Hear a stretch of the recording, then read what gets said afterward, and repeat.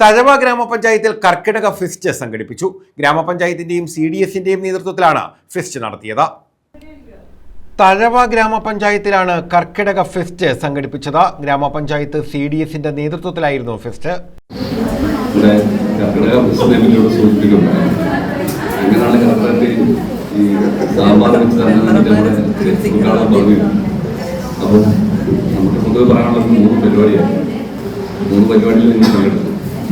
ഏറ്റവും പ്രധാനപ്പെട്ട ഒരു പരിപാടിയിൽ കഴിഞ്ഞിട്ടാണ് ഇതിലേക്ക് വരുന്നത്.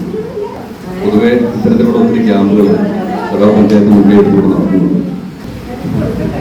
ഇന്ന് കർക്കിടക ഫെസ്റ്റ് ഇതിൻ്റെ പ്രാധാന്യത്തെപ്പറ്റി നമ്മുടെ ഡോക്ടർമാരുടെ ക്ലാസ് എടുക്കും. പൊതുവെ നമുക്ക് എല്ലാവർക്കും തിരക്കാണ്. ഏതൊരു പരിപാടിയിൽ പങ്കെടുക്കാൻ വന്നാലും എല്ലാവർക്കും പല പല വിഷയങ്ങളാണ്. എന്നെ സംബന്ധിച്ചോളം നിങ്ങളുടെ ബാക്സൈഡിൽ എൻ്റെ വാർഡിലൊരാൾ നടക്കുന്നു, ക്യാമ്പിൽ വന്ന് കിടക്കുന്നു.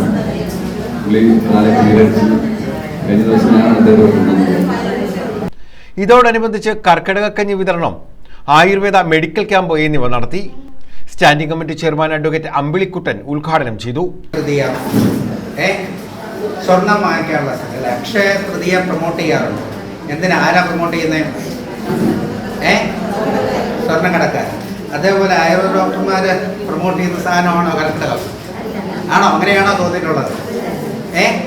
അല്ല. ഓക്കെ, എന്താണ് കർക്കിടകം അല്ലെങ്കിൽ എന്തിനാണ് കർക്കിടകം ചികിത്സ? അത് പെട്ടെന്ന് പറയാം.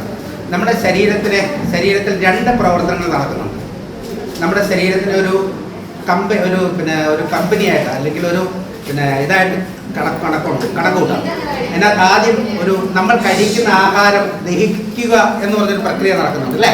നമ്മൾ എന്ത് കഴിച്ചാലും, ബിരിയാണി മുതൽ കുഴിമന്തി മുതൽ പച്ചവെള്ളം വരെ എന്ത് കഴിച്ചാലും അതിൻ്റെ ശരീരത്തിൻ്റെ പല ഭാഗങ്ങളിൽ വെച്ച് അതിൻ്റെ ദഹനം നടക്കും. വായിൽ തുടങ്ങി, അന്നനാളത്തിൽ തുടങ്ങി, വയറിൽ തുടങ്ങി, കുടലിൻ്റെ ആദ്യത്തെ അറ്റം വരെ എന്ത് നടക്കും? ദഹനം നടക്കും. ഈ ദഹനം എന്ന് പറഞ്ഞാൽ നമ്മൾ കഴിക്കുന്ന കുഴിമന്തി മുതൽ പച്ചവെള്ളം വരെ ശരീരം അബ്സോർബ് ചെയ്യാൻ പറ്റുന്ന ഒരു സാധനമാക്കിയിട്ടാണ് ഈ ദഹന പ്രക്രിയ തീരുന്നത്. CDS ചെയർപേഴ്സൺ ലത അധ്യക്ഷത വഹിച്ചു. B. Biju, R. Suja, medical officer doctor Sanoj, Manu, Salim എന്നിവർ പങ്കെടുത്തു. നമ്മുടെ ആരോഗ്യ കർക്കിടകം എന്ന് പറഞ്ഞ ഒരു പരിപാടിയിലേക്കാണ്. അപ്പം എന്താണ് മറ്റൊരു മാസത്തിനും ഇല്ലാത്തൊരു പ്രത്യേകത? എന്താണ് കർക്കിടക മാസത്തിനുള്ളത്? ആ കർക്കിടക മാസത്തിൽ എന്താണ് സംഭവിക്കുന്നത്? എന്തൊക്കെയാണ് നമ്മൾ ഈ കർക്കിടക മാസത്തിൽ കഴിഞ്ഞുകൂടാൻ വേണ്ടിയിട്ട് ചെയ്യുന്നതൊക്കെ നമുക്കെല്ലാം അറിയാവുന്ന കാര്യങ്ങളൊക്കെ തന്നെയാണ്. അപ്പം നിങ്ങൾ ഇങ്ങോട്ട് അറിയാവുന്ന കാര്യങ്ങൾ പറയുക, ഞാൻ എനിക്കറിയാവുന്ന കാര്യങ്ങൾ അങ്ങോട്ട് പറയാം. അതായത് എന്താണ് ഈ കർക്കിടക മാസത്തിന്റെ പ്രത്യേകത? അത് പറയാം. ഇങ്ങോട്ട് പറയണമെങ്കിൽ ഞാൻ അങ്ങോട്ട് പറയത്തുള്ളൂ. എന്താണ് കർക്കിടക മാസത്തിന്റെ പ്രത്യേകത? പകർച്ചവ്യാധികൾ ഉണ്ടാകുന്നു. പിന്നെ ഉറക്കെ പറഞ്ഞു, ധൈര്യമായിട്ട് പറഞ്ഞു. മഴയൊക്കെ ആയതുകൊണ്ടേ ആളുകൾ വെളിയിലോട്ട് ഇറങ്ങത്തില്ല. അപ്പം വിശപ്പ് ഇങ്ങനെ കൂടിക്കൊണ്ടേയിരിക്കും.